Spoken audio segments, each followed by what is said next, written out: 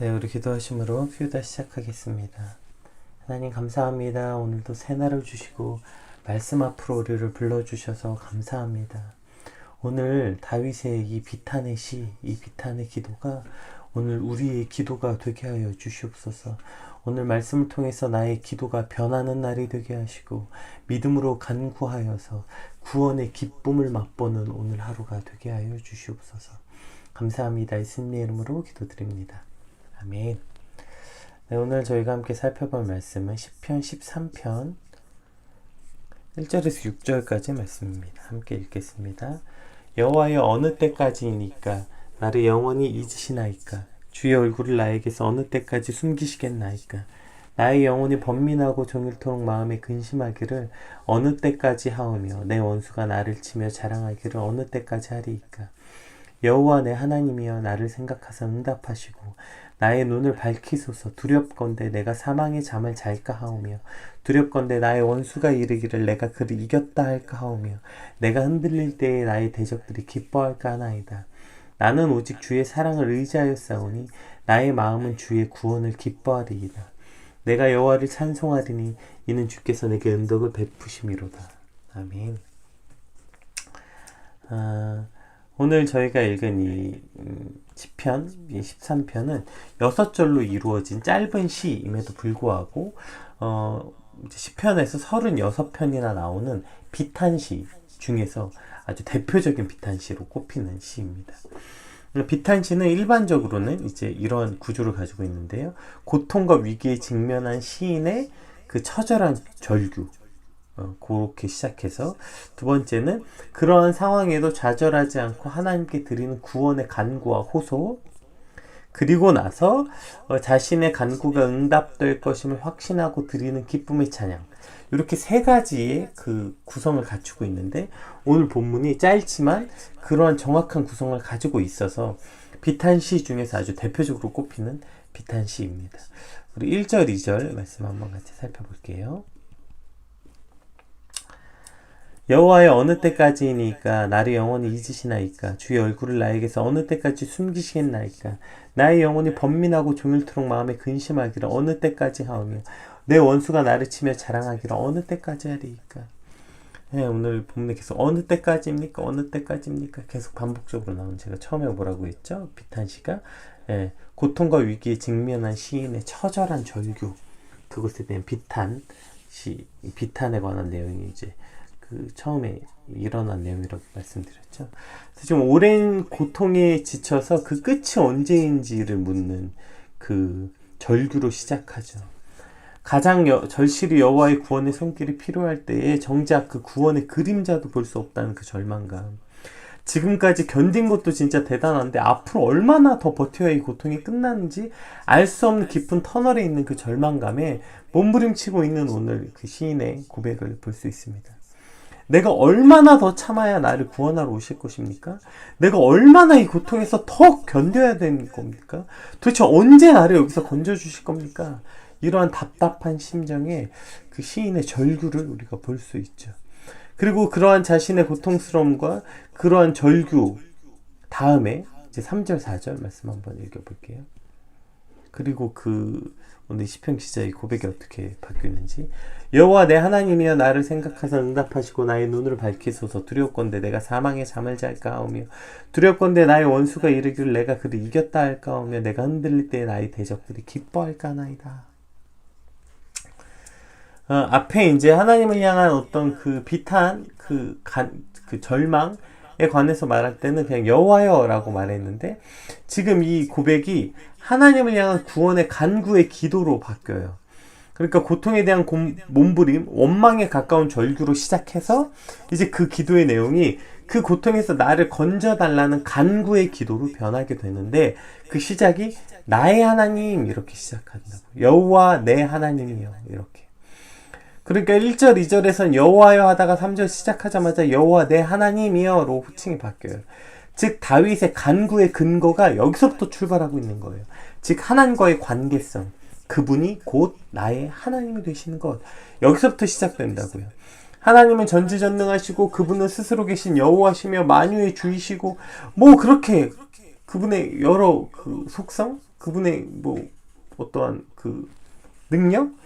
그것이 그렇다고 말하면 뭐합니까? 고백하면 뭐합니까? 그건 귀신들도 아는 거죠. 핵심은 뭐예요? 그분이 나의 하나님이 되시냐는 거예요. 만유의 주, 만물의 주관자, 전능하신 그분이 하나님이실 건 다 알아요. 귀신도 알아요. 근데 그분이 나의 하나님, 나의 아버지이신가? 이것이 바로 핵심인 것이죠. 얼마나 견뎌야 이 고통이 끝나는 걸까? 왜 나를 이곳에 내버려 두십니까? 이러한 고통의 절규, 다 포기한 것만 같은 절망 속에서 그 기도가 변하게 된 이유가 바로 여기 있어야 되는 것이죠. 가장 고통스럽고 절망스러운 순간에 얼굴을 숨기신 것 같이 느껴졌지만, 그러나 그분이 나의 하나님을 기억할 때 그분이 반드시 나를 건져주시고 나를 절대로 외면하지 않을 거라는 확신이 생기게 되는 것입니다. 첫 번째 절에 나를 생각하사 응답하소서, 이 두 단어 모두 강세 명령형으로 쓰여졌거든요. 그러니까 강세 명령형, 이것은 반드시 나를 생각해 주셔야 돼요. 반드시 나를 헤아려 주셔야 되고 반드시 나를 건져 주셔야 된다는 갈급함이기도 하면서 확신이기도 한 거죠. 왜 이런 확신이 일어나요? 그분이 나의 하나님이시기 때문에 하나님께서는 반드시 그렇게 하실 거라는 확신이 있는 것입니다. 주위를 둘러보면 아무도 없는 듯 믿음의 눈을 뜨면 보이는 분 계시네. 예, 이러한 어떤 하나님에 대한 발견, 그것이 바로 오늘 이 시편 기자의 고백 아닙니까? 나의 눈을 밝히소서. 그렇게 나의 눈을 밝혀 주님을 보게 하시고 또한 이 고통에 장식되어서 내가 죽은 것 같이 되지 않게 해주십시오. 내가 사망의 잠을 잘까 합니다. 이 고통에 잠식되면 우리가 다 느끼는 거 아닙니까? 우울증의 대표적 특성이 뭐예요? 계속 잡니다. 무기력함. 예, 그 고통은 결국 우리를 죽은 것 같이 만들고, 또 원수들이 나를 이겼다고 기뻐하는 것, 그것이 바로 하나님의 영광을 가리는 것이기 때문에 그에 대한 두려움을 하나님께 간구하고 있는 것입니다. 아무리 절망스럽고 모든 소망이 사라진 것 같을 때, 늘 이러한 상황이 함께 존재하는 것 같아요.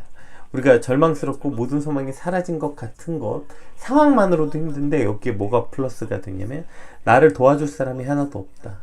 나는 하다못해 돈 있고 힘 있는 부모도 없고, 이런 고통 속에서 나를 이끌어주고 건져줄 친구도 없고, 나를 끌어줄 선배도 없고, 그냥 도와줄 사람이 하나도 없다는 현실이 더욱더 우리를 절망스럽게 하는 거 아닙니까?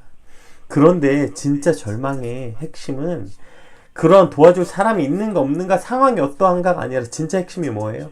나의 하나님이 있는가 없는가. 내 하나님이 있는가 없는가가 바로 절망의 핵심이라는 거예요. 부모님의 하나님, 성경 속에 있는 글자 속에 있는 하나님이 아니라 오늘 나와 함께 계시는 나의 아버지, 나의 하나님, 나의 아버지가 계실 때 우리의 절망은 그냥 절망으로 끝나지 않고 그 절망에서 믿음의 간구로 변하게 되는 것입니다. 뭐가 있을 때? 나를 도와줄 어떤 사람, 이끌어줄 힘있고 능력 있는 부모, 이끌어줄 선배, 아니요. 내 하나님이 계시는가. 나의 하나님이 계시는 삶.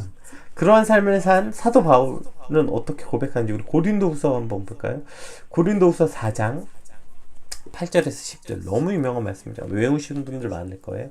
우리가 사방으로 우겨쌈을 당하여도 쌓이지 아니하며, 답답한 일을 당하여도 낙심하지 아니하며, 박해를 받아도 버림받지 아니하며, 거꾸러뜨림을 당하여도 망하지 아니하고, 우리가 항상 예수의 죽음을 몸에 짊어짐은 예수의 생명이 또한 우리 몸에 나타나게 하려 함이라. 이걸 조금 더 쉽게 우리 공동번역으로 한번 읽어볼게요. 우리는 아무리 짓눌려도 찌부러지지 않고, 절망 속에서도 실망하지 않으며, 궁지에 몰려도 빠져나갈 길이 있으며, 맞아 넘어져도 죽지 않습니다. 왜 그러냐면 이렇게 우리는 언제나 예수의 죽음을 몸에 경험하고 있지만 결국 드러나는 것은 예수의 생명이 우리 몸 안에 살고 있다는 사실입니다. 아멘.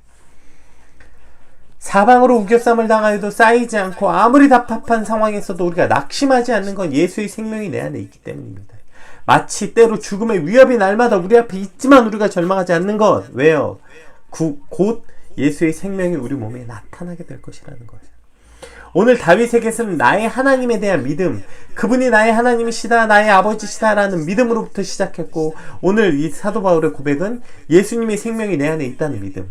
결국 이것이 어떠한 상황에서도 우리를 절망하지 않고 완전히 무너뜨릴 수 없다는 것이죠. 오늘 다윗의 고백 역시 마찬가지 아닙니까?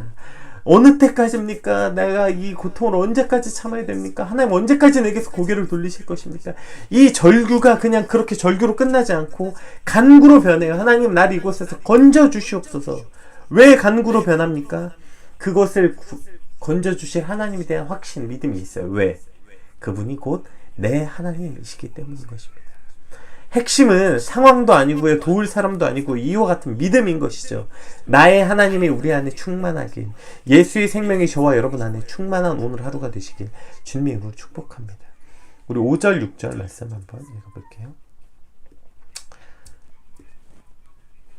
나는 오직 주의 사랑을 의지하여 싸우니 나의 마음은 주의 구원을 기뻐하리이다. 내가 여호와를 찬송하리니 이는 주께서 내게 은덕을 베푸심이로다. 오늘 본문에 보면 이제 갑자기 이제 전환이 됩니다. 5절 6절에 갑자기 분위기가 싹 바뀌어요. 앞에 막 절규 막 살려달라고 간구하다가 갑자기 어떻게 내가 주의 사랑을 의지하여 싸우니 나의 마음은 주의 구원을 기뻐하고 내가 하나님을 찬양합니다 라도 끝이 나요. 이게 뭘까요? 아니 그 앞에는 막 어느 때까지입니까? 막 이 절규하다가 갑자기 기쁨과 찬양으로 끝이 나요. 이게 뭐 다윗의 업앤다운이 심한 사람이라서 그런 거예요? 아니면 뭐 고통 속에서 지금 조울증에 걸린 거예요? 아니에요. 이것이 바로 비탄시의 핵심. 이것이 바로 오늘 저와 여러분의 기도여야 되는 것인 겁니다. 다윗은 절망적인 상황에서 하나님의 구원을 보는 선취적 신앙을 가지고 있는 것입니다. 선취적 신앙, 이것이 바로 히브리서에 나오는 믿음이 무엇인가의 핵심이죠. 우리 히브리서 잘 아는 히브리서 11장 1절 믿음이 뭐래요? 읽어볼게요. 믿음은 바라는 것들의 실상이요 보이지 않는 것들의 증거니. 이것이 믿음이라는 거예요. 즉 믿음은 바라는 것들의 실상, 보이지 않는 것의 증거가 되는 것. 즉 아직 이루어지지 않은 구원을 믿음으로 미리 맛보게 되는 것입니다. 오늘 다윗이 왜 갑자기 기뻐하고 찬양해요? 여러분 지금 다윗의 상황이 나아졌습니까? 갑자기 4절 5절 일어났더니 막 지금 다윗의 억울함이 다 풀리고 쫓아오던 사울의 군대가 다 사라졌어요? 아니요. 여전히 다윗은 수많은 사울의 군대 속에서 우겨쌈을 당하고 있고, 그래서 날마다 시시각각 그 목숨의 위협이 다가오고 있고요. 여전히 고통 가운데 있었다고요. 아니면 뭐 하나님이 언제까지 견디면 된다 답을 주셨어요. 오케이, 너는 그럼 한 두어 달만 더 견뎌봐봐. 그럼 내가 건져줄게. 뭐 이런 어떤 응답이 있었습니까? 아니에요. 응답도 없었어요. 다윗 혼자 이러고 있는 거. 왜 갑자기 다윗은 기뻐하고 찬양하는 것이죠? 그의 상황이 변한 것도 아니고 그의 기도가 언제까지입니까? 라는 뭐 그 물음에 대한 답이 온 것도 아닌데 왜 갑자기 다윗은 기뻐하고 찬양하는 것이죠? 왜냐하면 그가 하나님께 간구했고 그 간구한 것을 하나님께서 들으실 거란 확신, 그 믿음이 아직 아무 일도 일어나지 않았고 구원이 일어나지 않은 상태이지만 믿음으로, 즉 선취적으로 미리 그 구원을 맛보고 미리 그 구원의 기쁨을 맛보고 그래서 미리 찬양하는 것이죠. 아니, 찬양하는 것은 미리 하는 것이 아니라 미리 구원의 기쁨을 맛보았기 때문에 찬양할 수밖에 없는 것이죠.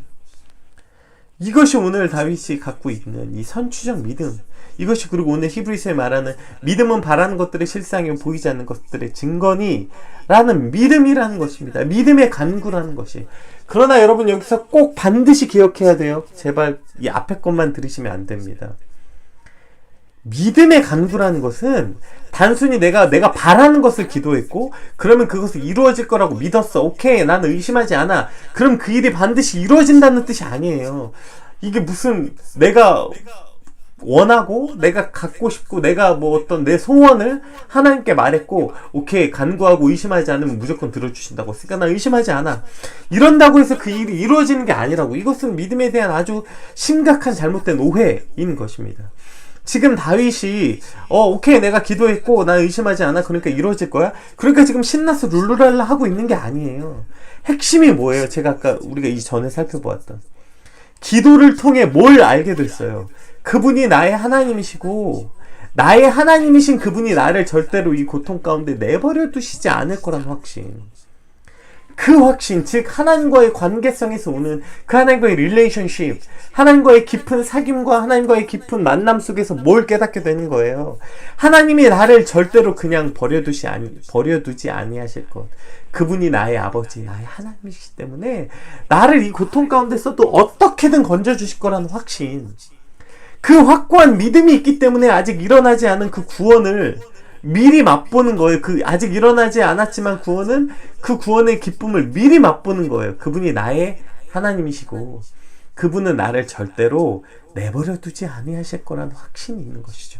또 여기에 뭐가 포함되어 있어요? 그동안 다윗이 경험했던, 그랬던 하나님의 경험, 그동안도 그랬던 하나님이 지금도 그러실 걸. 미완료 시제거든요, 이게.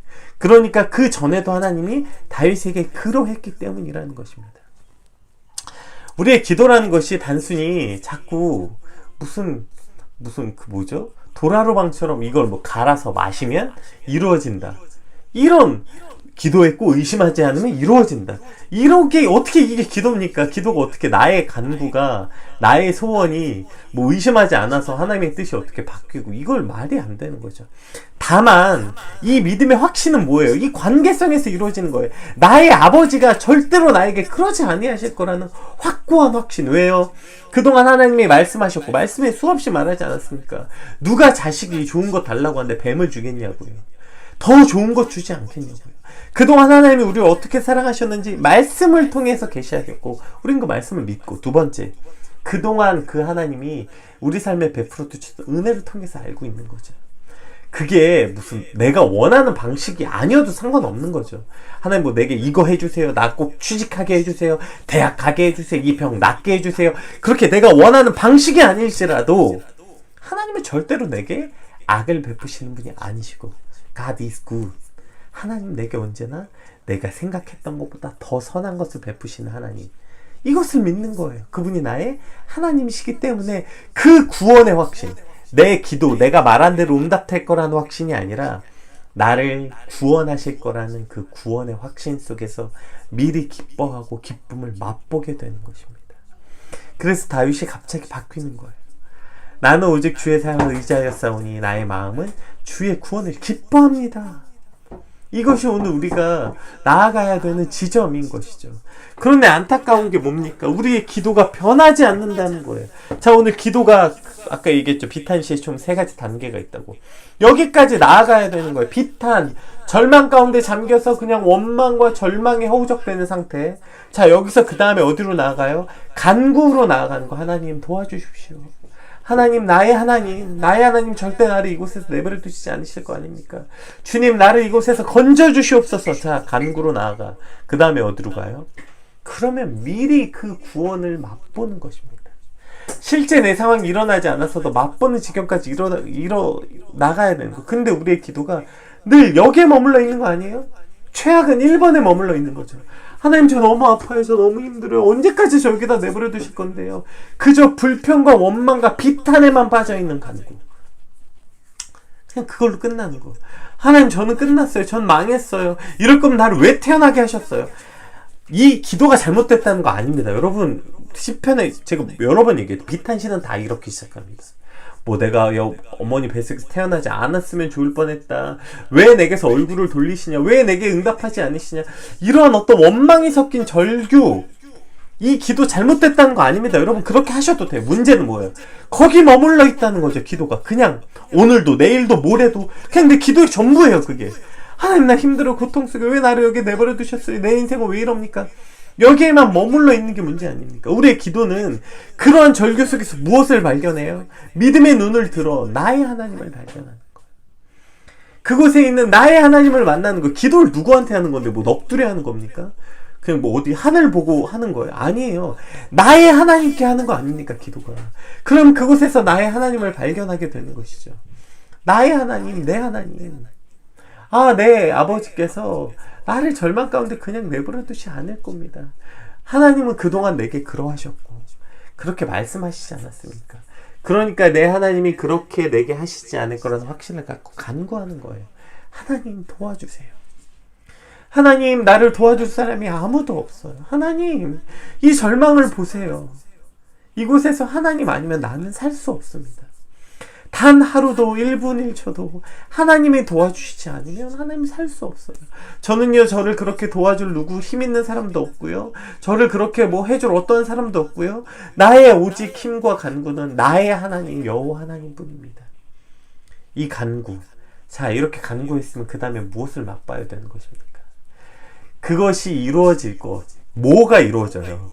그분이 나의 하나님이시기 때문에 나를 절망 가운데서 건져주실 거라는 이 믿음.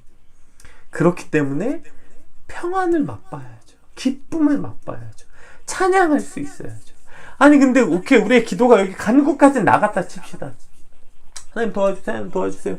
그렇게 기도하면 뭐예요? 그 기도 끝나자마자 그냥 또 계속 어떡하지 계속 또 근심과 고통 가운데 있다면, 여러분, 이것은 그냥 나의 믿음 없음으로 끝나는 것이 아니라 이것은 어떤 하나님에 대한 예의 없음, 이것은 사실 기도의 의미 없음, 즉 하나님과의 나의 관계의 문제인 것이죠. 이건 오히려 하나님을 모욕하는 어떠한 일인 것입니다. 그저 나의 믿음 없음으로 끝나는 것이 아니죠. 하나님께 그렇게 간구했으면, 그렇게 바랬으면, 그럼 하나님이 이루실 걸 믿어야 이 기도가 의미가 있는 거 아닙니까? 그런데 그냥 무슨 주문처럼 외워놓고 일단 내가 할 수 있는 건 다 해보자, 이 사람한테도 도움 구하고 저 사람한테도 구하고, 그런 것 중에 하나인 방편처럼 하나님께 기도도 하고, 여러분, 이러한 기도기 때문에 우리의 기도가 아무런 능력 없는 거 아니에요. 오늘 그러한 기도기 때문에 우리가 절망 속에서 계속 빠져 있는 거 아닙니까?